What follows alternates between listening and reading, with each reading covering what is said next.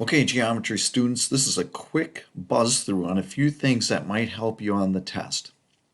So, surface area of a prism. This is a prism, two bases. I shaded one of the bases. On the base, to find the base, see we have two bases.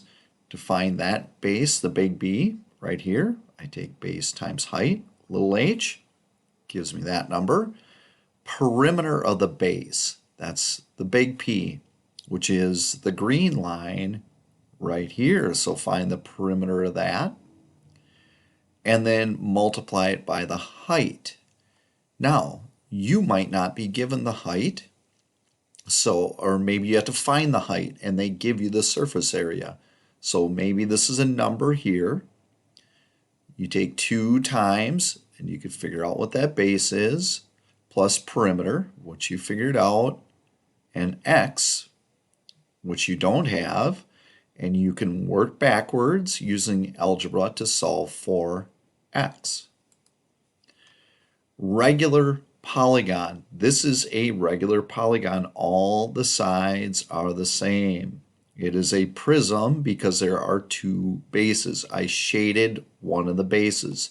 Here is my equation for a regular polygon, which is given for you. I like this one right here. The area of the base, shaded, is the apothem times the perimeter. The apothem is this, right here, that length. So if I take the apothem times the perimeter, distance around this figure, divide by 2, I have the area of the base. But keep in mind, there are two bases. So I take this number, multiply it by 2, because there's two bases, plus perimeter of the base, which I can calculate, times h, which is the height of the figure. Surface area of a cylinder. There it is. The only things I need to plug in are r squared, r, and h. H is the height of the figure. Sometimes they give you the diameter. So I just take half of the diameter. That gives me r. And please remember to use 3.14 as pi. Pi is 3.14 for these.